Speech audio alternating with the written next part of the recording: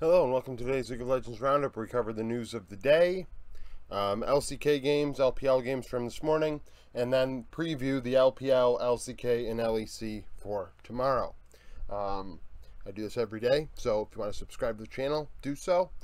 Yesterday I did upload my top 10 minor region power rankings. It may not have come across your notifications because it had an early dislike, which absolutely kills the algorithm. So if you missed that did go up later today. My complete top 25 power rankings will come out, as well as, the actual complete 108 team power rankings on the Discord. Discord link is in the description. If it does not work, please comment and I will update it, because I guess it times out even though I click never, as in never expire. So I don't know what the deal is with that. I'm still learning as I go along, but nevertheless, Patreon link is in the description as well. I'm not doing all that hot, between 50 to 55% right now positive, but if you are interested in picks and predictions, that is there as well. So news of the day: Golden Guardians have decided that they're going to go with Leader and Prismal this week. Now, I did figure this might happen. Leader, I've thought Leader was better than a Blaze Olive pretty much all season long. I don't know if I'm on the record as saying that, but I feel like I might have said it when they signed him. He's a different player than a Blaze Olive, and I think that gives them a different vibe. And if it works with River, it makes Golden Guardians a lot better, because River is one of the better junglers in the LCS. Honestly, he might be one of the better players overall in the LCS when you really look at it mechanically.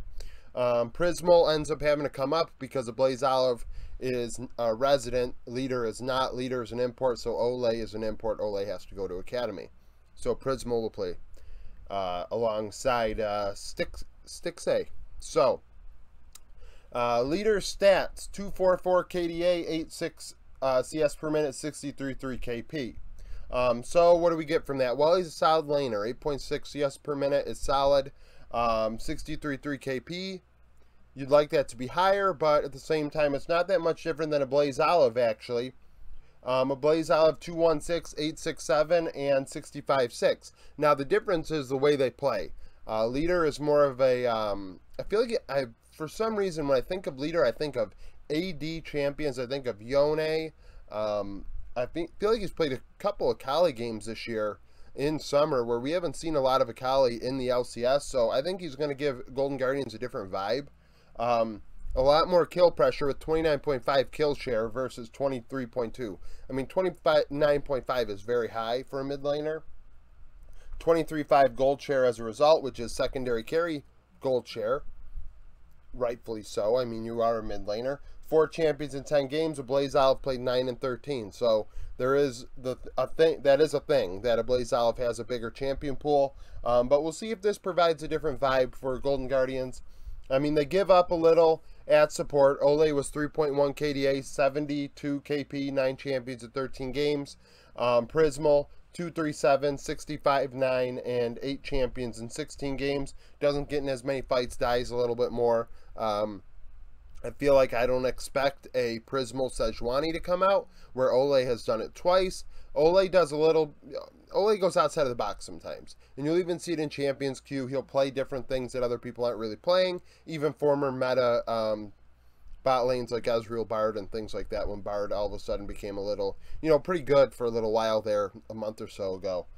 So, this is going to give a whole different vibe to Golden Guardians, pretty much.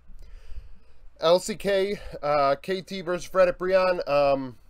So I went 3-1 overall today. Going into it yesterday, I thought all 4 games would be 2-0s. Fredit Brian beat KT once, and Rare Adam were able to upset LNG, which we'll get to. On my picks, I was 3-2-3, 3 pushes. So KT versus Fredit Brian. KT won 2-1. Move on to 9-6. Aiming went 11-2-7 with a team leading 29% of damage. Vikla 7-6-16 in mid. Henna 12-6-9 at 80 carry for Fredit Brian with 35% of their damage. He tried his damnedest and could not get it done, to the point where in game 3 KT were actually banning multiple 80 carries to try and get away from the Zeri Sivir matchup and free up Aphelios, and I forget who Henna ended up playing against it, maybe Lucian. but I'm not sure.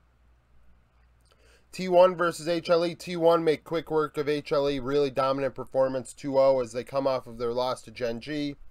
Gumayushi 13-1 and 13. Zayas 9-1 and 23 in top lane with 28% of the team's damage. Karis went 3-6 and 0, putting up half of HLE's kills as they only had 6 kills in the 2-game series, getting completely stomped. Team Wii versus EDG. EDG 8th in the power rankings, 9 and 5. Move on to 10 and 5 as Team World Elite still are without a victory. Scout goes 13-1 and 11 in mid. Viper 5-4 and 20 at 80 carry with a team leading 35% of damage. Not getting the final hit. Scout was doing that, but Viper got them low and in the position to die. Shanks 5-3 and 5 in mid for Team Wii. Shanks and Jing did very well at mid and 80 carry in this one. It was really Demon and View that struggled. Demon, I think, played absolutely awful. I mean, it remains to be seen if he's an upgrade over Bubu or not, because I think Bubu isn't all that great either. So, you know, it's a thing. Rare Atom versus LNG. Like I said, Rare Atom ended up upsetting LNG 2-1. So LNG now must beat Weibo to have any shot in hell at making the playoffs. And honestly, that doesn't sound as tall of a task as you may think. Weibo has some int to their game. And LNG can play like a really good team sometimes, like they are supposed to. So if those two worlds collide, I could see LNG beating Weibo. Cube 9-4 and 14 in top for Rare Atom. Layan 11-9 and 17 in the jungle. Light 14-4 and 13 with a team leading 30% of damage for LNG. Stars of the day in the LCK. It was all T1 members except Vikla and mid. I thought Vikla played a little bit better than Faker did. Both players definitely not taking even a secondary carry role in their games, more so a tertiary. Tertiary? I think that's the word. Role. LPL, Flandre and Scout, the solo laners I have as stars in those roles. Cube and Zora from Rare Atom in jungle, and why did I write Cube? Layan, I'm an idiot. Layan and Zora in jungle and support. And then Light was the top bot laner because Viper really, I mean, 5-4 and 20 dealt a ton of damage, but the kill score isn't, the stat line isn't all that sexy. iBoy didn't deal a lot of damage, honestly. Zora dealt a lot of damage because he played the Ashe in game 1 alongside the Kalista, and I think actually put up more damage than iBoy did in that one. Sneak peek for tomorrow. So LPL, LGD versus Top. Right now, Top are second in the power rankings. By the end of the day, when my power rankings come out, there's a possibility that the power ranking numbers will change. So keep that in mind when you watch tomorrow's video. The power rankings might not be reflective of what they are today or right now. LGD 2 and 10, Top 12 and 1. LGD lost to ThunderTalk 2-1 the last time they're on the Rift, and Top actually beat ThunderTalk 2-0 last week. Week 9, Day 5 of Spring, Top won 2-0. Knight went 14-1 and 11. Knight versus Yaji is what I want to watch. In this one, I don't know who LGD is going to play. I would like to think that they're going to play who they played last series against ThunderTalk because they almost won, and go with Fearness, Shadow, Yaji, Eric, and Jinzhao. But we'll see. If that's the case, it'll be a different vibe against Knight, who played Jay last time. If you recall, Jay actually didn't look all that bad for LGD, but he was match fixing behind the scenes and now is banned. So that's a thing. BLG versus OMG. BLG, I mean, I think they have a sliver of hope still. OMG need this win. This is a must win. BLG coming off of a loss to Victory 5. OMG coming off of an upset win against Victory 5 2-1 that even put them in this position where they can make playoffs.